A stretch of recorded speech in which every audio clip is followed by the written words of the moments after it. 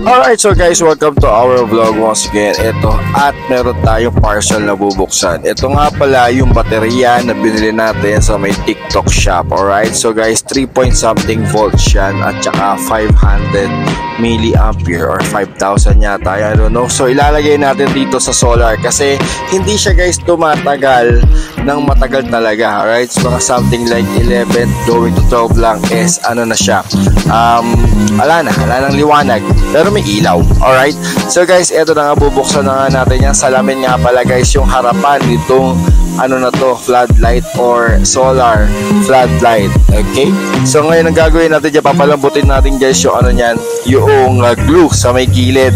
Unfortunately, wala tayong heat gun talaga. So, ang gamit natin is yung blower ng mga alaga ko, yung mga anak ko. Ayan nga pala yung blower nila. So, okay, umiinit naman.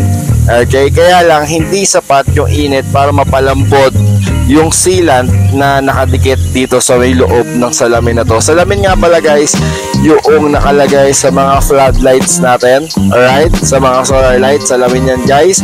At tempered glass guys yan.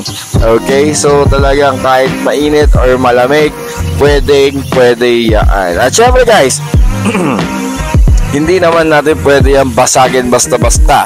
Kaya may proseso tayong ginagawa. Unfortunately, wala naman tayong pwede daw dyan, thinner. Ibababad mo lang sa thinner tapos lalambot na siya. Okay, ang nakalagay na sealant dyan nung pagbukas ko is kulay itim. Talagang napakatibay niya. Hindi ko alam kung sealant pa yun or whatsoever. Kaya talagang ito mga nabibili natin sa Lazada, Shopee, TikTok shop ay talagang hindi papasukin ng tubig kahit testingin nyo na ilublob yung mga solar lights natin sa labas. Okay, so ito nga ang ginagawa natin at talagang dahan-dahan pa rin natin siya na binubuksan sa may gilid. Okay, so akala ko talaga mabubuksan natin ang buo. Unfortunately, pawisan na nga tayo dito at anong oras na, gabi na rin natin bubuksan to. Dire-diretso lang tayo at hindi tayo mawawala ng pag-asa. Okay, ibabad lang natin sa init dyan. Napakainit na nga pala ng salamin na yan. Hindi ko alam kung ilang degrees na yung init na yan, pero napapaso na rin ako sa mga sandaling yan. Kaya eto, alright, so dire-diretso lang tayo sa pag-hit ng gilid ng ating solar light na ginagamit. Okay, at ito nga pala, i-upgrade natin yung baterya. Okay, so medyo nawawalan na ako ng pag-asa dito, kaya may kukunin tayo. Ayan, titignan natin kung merong screw. Well, unfortunately, wala talaga screw, kaya ididiretso natin yung ginagawa natin sa harapan. Okay, medyo parang nawawalan na ako ng pag-asa, pero sana hindi natin mabasag. Pero nagkakrak na nga pala yung gilid niyan. Okay, kaya dire-diretso lang tayo dito. Alright, so guys, eto na nga at nabuksan na natin. Meron kasi nangyari na hindi inaasahan. So nagbitak siya at nagbitak ulit. Okay, so ngayon, eto nga pala yung baterya nito. Dalawang ganito lang, 11650 ba to? Alright, dalawang ganyan lang na naka-parallel. Tama ba ako? Parallel. Okay, so kung makikita ninyo, eto siya. Tapos meron siya yung parang maliit na hihinto siya kapag magcha-charge, kapag full na. Okay, at ito ikakabit natin yung malaki. Binuksan natin, chinek muna natin kung meron siyang ganon. At ito, alright, tinitingnan natin mabuti. Okay, so meron siya doon sa may loob. Hindi ko na tinanggal yung outer layer kasi alam nyo naman, syempre bubuksan ulit natin yan. Okay, so ito, papakita ko sa inyo na meron siyang ganon.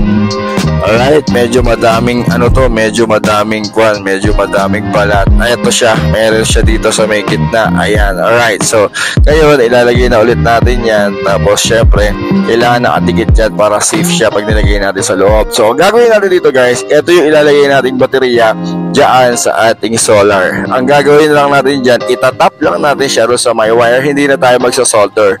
Okay, hindi na tayo magsasolder, hindi na tayo maghihinang. At kaya binalutan natin yan na electric tape para medyo safe niya sa loob. Alright, so pumutol lang tayo rito, nag-open lang tayo ng wire. At syempre itatap lang natin yan. At mamaya lalagyan lang ulit natin yan ng electric tape. Okay, so ito yung ginagawa guys ng iba kapag sira na yung solar light nila. Okay, bubuksan nyo lang, papalitan nyo ng baterya, pero depende yan guys kung ano yung sira nyo talaga. Alright, so nakikita ninyo may charge pa kasi yan, kaya umilaw. Alright, from ano tawag dito, galing to sa factory charge ng baterya.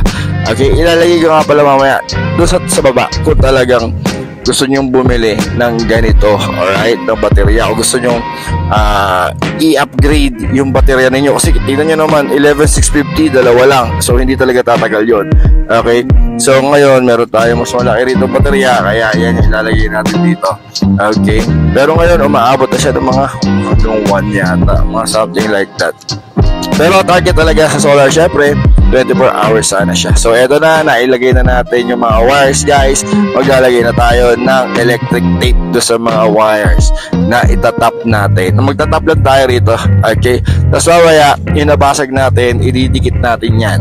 Okay, tapos papakita ko sa inyo yung liwanag niya nung baterya na yan do sa liwanag ng stock na baterya. At syempre malalaman natin yan mamaya. Alright, so eto na nga, ididikit na natin yung salamin na nabasag natin. At syempre, ayan yung liwanag niya. Alright, okay, gumagana. Kaya ngayon, ilalagay na natin yan doon sa labas. Ipapakita ko sa inyo mamaya kung talagang gumagana siya. At syempre, kung talagang nag-charge siya. Ididikitan natin yan dito sa may loob, doon sa mismong housing ng solar light natin. Gagamitan natin ng glue gun para hindi syempre gumalaw-galaw. So eto na, inaayos ko na lang yung wire dito. At eto na yung video na nasa labas na siya, na ikabit na natin guys yung solar. So eto siya, ganyan siya kaliwanag. Alright, depende pa rin yan guys sa pag-charge ng panel ha. Kung maganda yung araw, syempre maganda liwanag niya, pero kung hindi naman, syempre hindi rin maganda. Alright, so mamaya pakita ko sa inyo naman yung liwanag, ay yung kwan yung nagcha-charge siya. So eto na, umaga, nagbi-blink yung red, ibig sabihin nagcha-charge siya. Ayun yung basag, o diba, nabasag ko talaga. Pero guys, yun lang, please do like and subscribe. Ganyan lang guys mag-upgrade syempre ng solar light kung gusto nyo. Bye bye.